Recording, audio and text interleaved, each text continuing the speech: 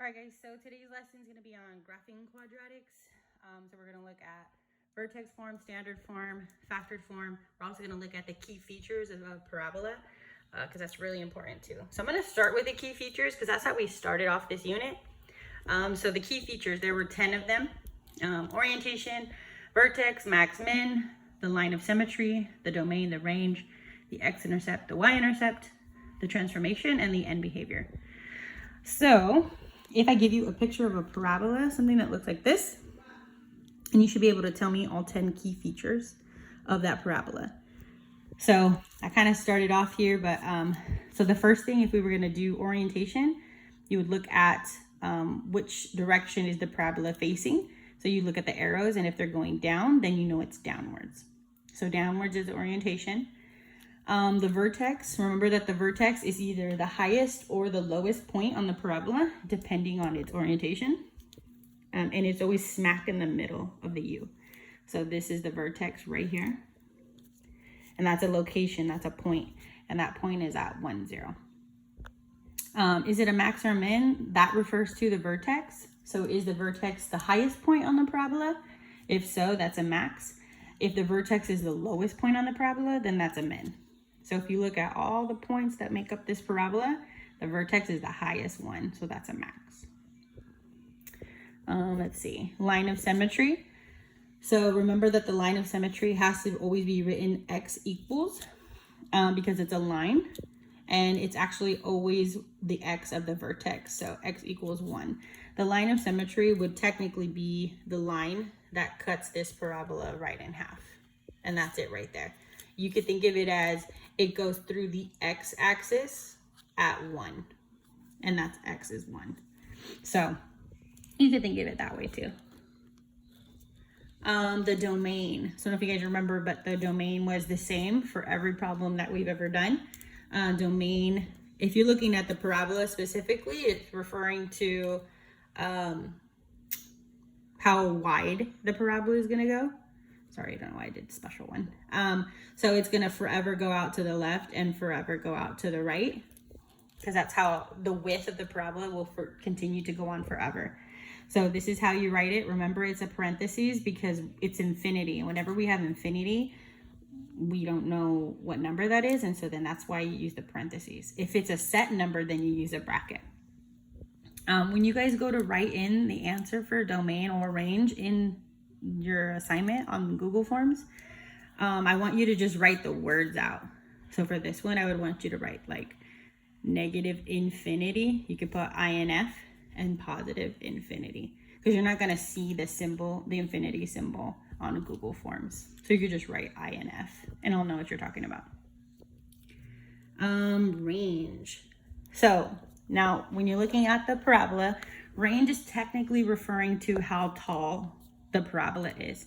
And remember, whenever you measure the height of something, just like if you were to measure the height of a person, you always start from their feet and you go up. So even on a parabola, we're always going to start from the bottom and work our way up. So if I started at the bottom of the parabola, what do I see first? I see these downward arrows, and those downward arrows are forever. So that's where the height starts, down forever. So I'm going down forever. Now, how tall is this parabola? This is how tall it is. And that lines up with 0 on the y-axis. Now remember, we use the y-axis to measure height because it's just like a measuring tape. A measuring tape's going to go this way. We would never measure someone's height going sideways. You'd always measure someone's height going up and down. So that's why we use the y-axis as like our measuring tape. I put a bracket because 0 is a set number. So how tall is the parabola? The parabola is going to go down forever, and it's going to come all the way up to 0. And that's how tall it is. The x-intercept. So x-intercept would be, where does this parabola touch the x-axis? That is a location, that's a point. So for this one, it touches right here. That's at 1, 0. The y-intercept would be, where does the parabola touch the y-axis? That's right here. That's at 0, -1. That's also a location. Notice for the intercepts, for the x-intercept, the y is always going to be a 0, right? Because it doesn't matter wherever it's going to touch on the x-axis, that y value will always be a 0. And then look at, if you notice for the y-intercept, the x value is always going to be a 0. That's always true. So look out for that. Transformation. So transformation just means, how does this graph compare to the parent graph? And if you guys remember, the parent graph is right at the origin. It's always over 1, up 1, and then over 2, up 4. So this right here, I'm just going to draw it like little marks.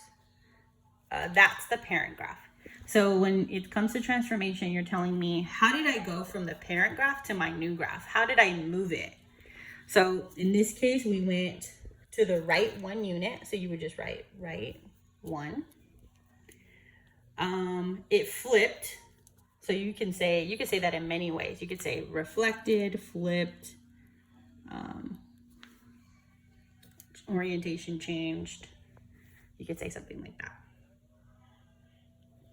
And then for this one, if you notice, like, you want to also check the A value, like to see if it got more narrow or if it got stretched or compressed. So the way to check that would just be like, check the vertex to the next point. So this one went over 1, up 1. This one went over 1, down 1. So that A value, it changed its sign, but it didn't change anything else. So that means that it didn't stretch or compress. So for this one specifically, it just moved to the right one and it flipped. And then the last piece is the end behavior. So as x goes to plus or minus infinity, y goes to what? And when it comes to the end behavior, you're looking at how the ends of the parabola are behaving. So look at the ends, they're going downwards. So they're going to go down forever. And those are the 10 key features. Now with this, I'm just going to tie in one little other piece. Giving you guys the parabola, you should be able to write me the equation in vertex form. So just remember, this is what vertex form looks like. And whenever you're going to write an equation in vertex form, you need the A and you need the vertex. That's A, H, and K. So if you can tell me those two things just based off of the picture, then you can write the equation. So it's going to start off with y equals, now this part is always going to stay the same. So I'll kind of write like the bones of the equation and then the rest I'll fill in. So let's start with the vertex. We know the vertex of our parabola. We stated it when we listed out the key features. It's at 1, 0. So if the vertex is at 1, 0, let's figure out what the A is. So remember how to find A. You would go from the vertex. If you move over 1, whatever happens next is your A. So if I go over 1, whatever happens next is my A. I'd have to go down 1. So down 1 is my A. Even if you went in the other direction, start at the vertex. If I go over 1, whatever happens next, down 1. So it didn't even matter which way you went. A is still going to be that -1. So once you know vertex, that's like your H and K. And then the A, that's the stuff you're going to plug in. So A is -1. I'm going to put a -1 there. Now remember, when it comes to H and K, when it comes to the vertex, this value right here, the H, always changes to its opposite sign. So even though it says a +1, when I plug it into the formula or to the format, it's going to change to -1. And then this would just be +0. And you could put the +0 there. So that's the equation for vertex form for this parabola. And you're going to see that pop up a couple times also in the assignment. Okay, so let's start with some of the graphing. I'm going to try to do it pretty quick. I don't have the graphs in front of me though, so they might not look too beautiful, but I'm going to do my best. So we're going to start off with vertex form. So once again, I wrote out the format. Two things you need vertex and A. Vertex form is perfect because those two things are given to you automatically without you having to do any work. So if you can state those two things, then you can graph. So let's start off. What's A? So when I look at this vertex form equation, here's where A is in the format. So negative. Now negative means -1. So here A would be -1. The vertex would be here. But remember, H always becomes its opposite. Whether we're putting it in or taking it out, it's always going to change signs. So right now it says +1, but it's going to actually be -1. And a +3 stays the same. So there's the information, and now I can easily graph that. Let's see. I want to give myself enough space here. It's going to go down. So let's just do... here's -1, 1, 2, 3. So there's my vertex. Now from there, since A is 1, that means I'm going to take the moves of the parent graph and go down with them. So I don't know if you guys remember, but we did this little chart just in case you forgot, where it was like 1 times A and then 4 times A. So that would be 1 times -1 is -1. 4 times -1 is -4.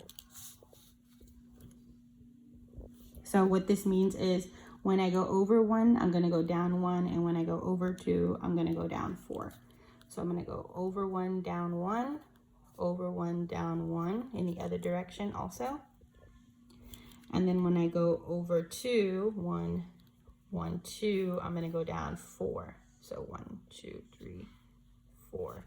Over 2, 1, 2, and then down 4.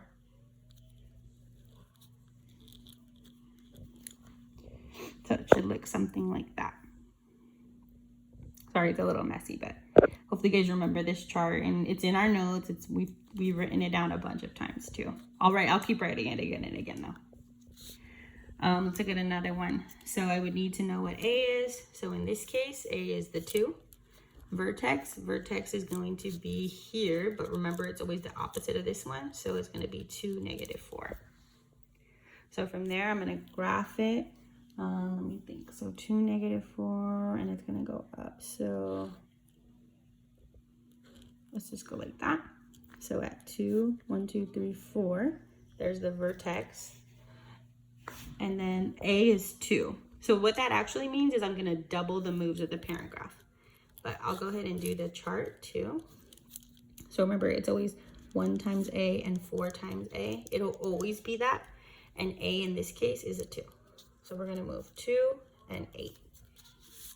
So when you go over 1, since it's a +2, that means up 2. And when you go over 2, since it's a +8, up 8. So over 1, up 2, over 1, up 2, and then over 2, up 8. So 1, 2, 3, 4, 5, 6, 7, 8. Should be here.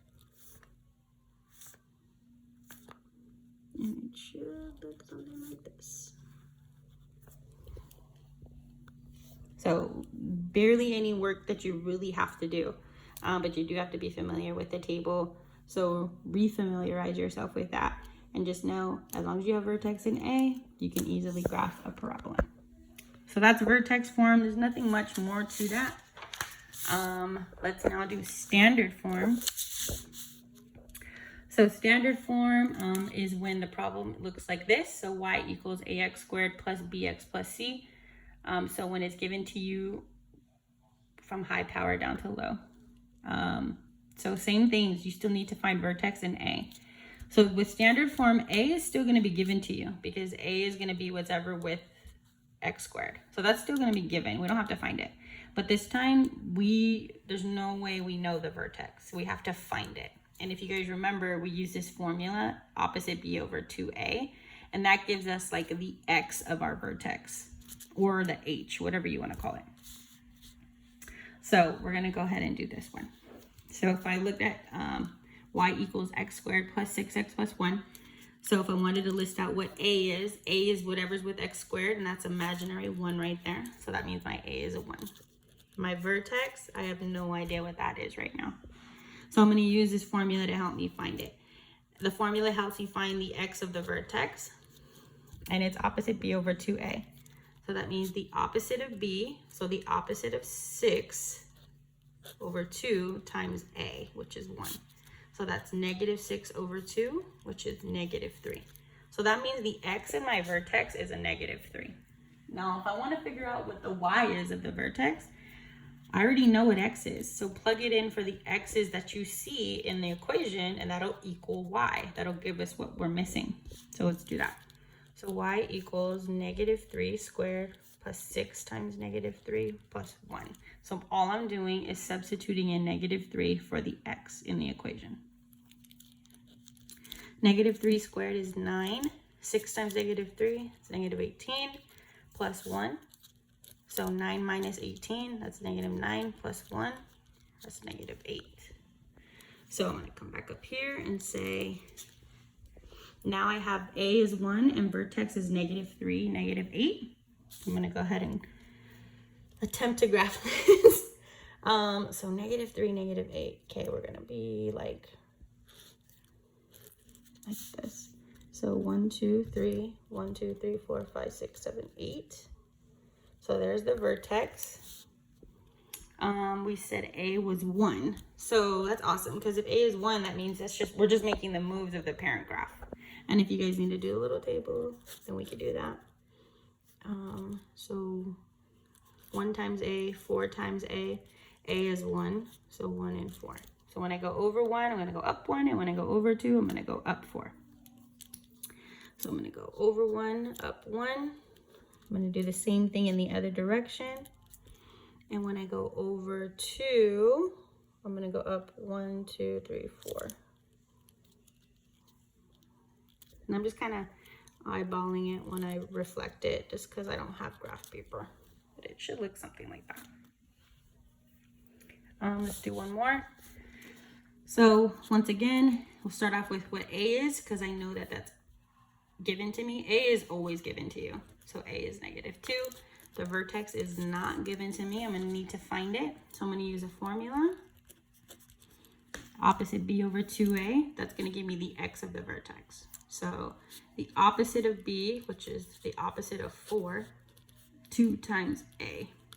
So -4 over -4, which is just, I ran out of paper, which is just 1. So the x in our vertex is a 1. And if I know x is 1, I'm just going to plug in the 1 for the x in the equation, and that'll give me the y equals. So y equals -2, 1 squared, 4 times 1 minus 3. So, okay, now when you do this part, remember that the exponent part always goes first. So 1 squared is 1 times the -2. That's -2. 4 times 1 is 4 minus 3. -2 plus 4 is 2 minus 3. That's -1. So that means the vertex is at 1, -1, and A is -2. So I'm going to go ahead and graph that. Let's see. Sorry, it's super crooked. So 1, -1 is here. So that's the vertex. And if A is -2, if we did our little chart,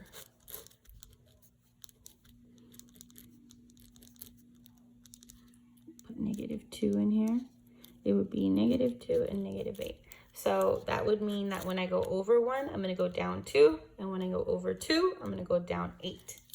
So when I go over 1, I'm going to go down 2. So 1, 2, 1, 2. And when I go over 2, I'm going to go down 8. So 1, 2, 3, 4, 5, 6, 7, 8.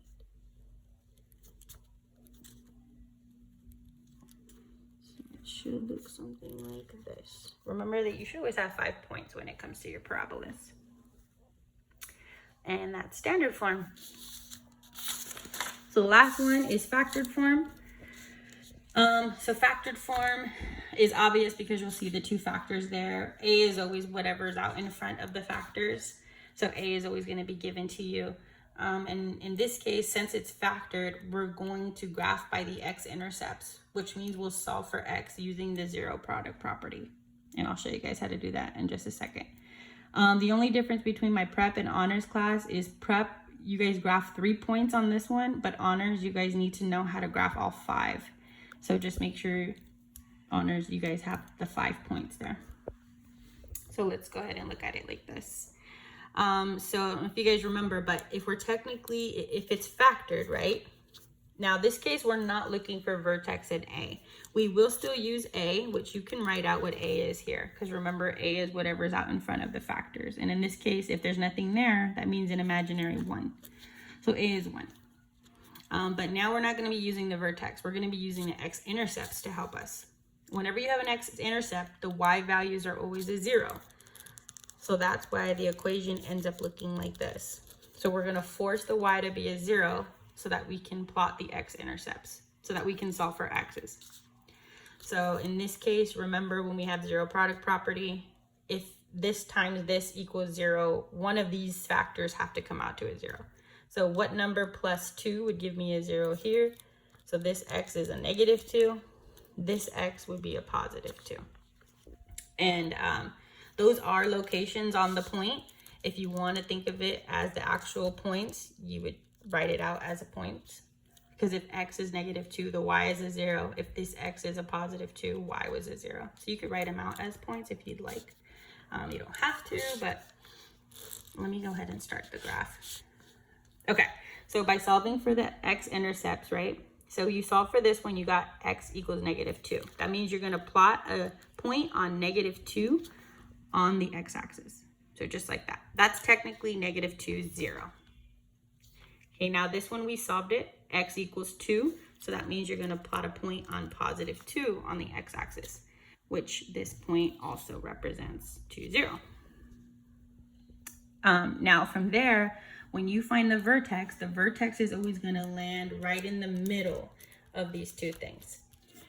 So technically we are going to find the vertex, but that's not how we initially graphed it. Like we're focusing on the intercepts. We will eventually have to find the vertex, but in this case it was about A and the x-intercepts first. So the vertex is, the x value is going to be whatever lands right in between these 2 points. So if you look at what's the average or what's right in the middle of negative 2 and 2, it's 0. So that would be the x of the vertex, 0. Now, if you know the x of the vertex is 0, that means x is 0. So you're going to plug it in right here.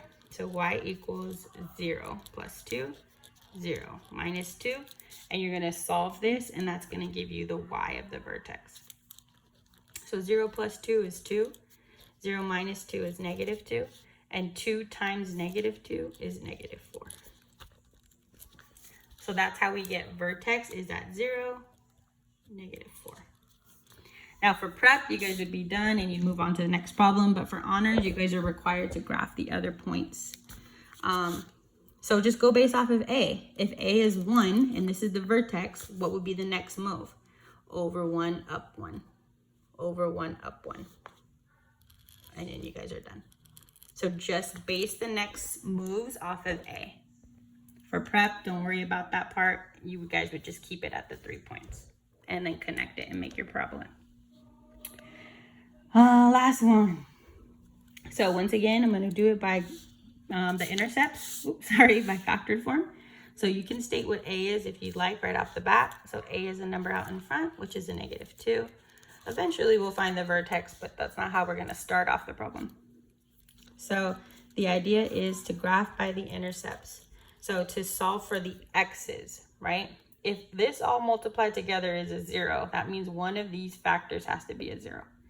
So what minus 1 is going to give me a 0 here? 1. 1 minus 1 is 0. So there's what one of the x's equals.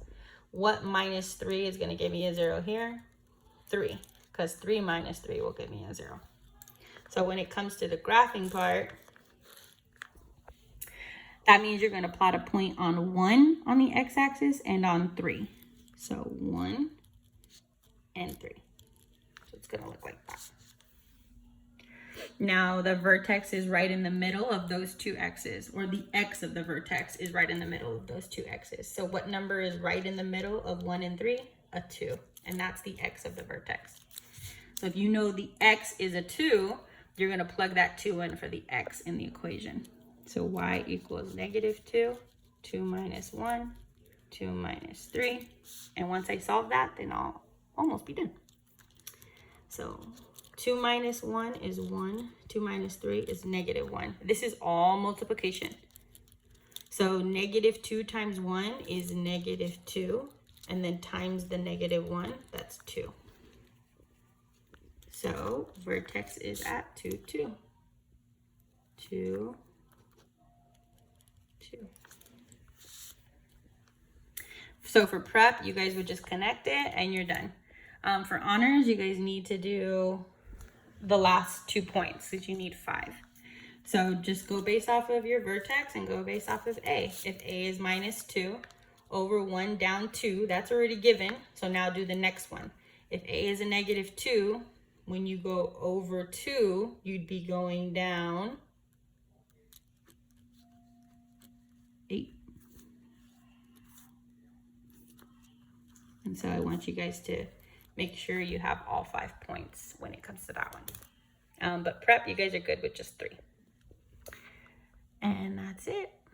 So please, guys, I know it was kind of a lot. I tried to do a lot of examples, but go back, pause the video, write stuff down, do whatever you got to do. We've learned all this stuff already, so use your notes if you need to. And don't forget to ask me any questions if you have them. And I think that's it.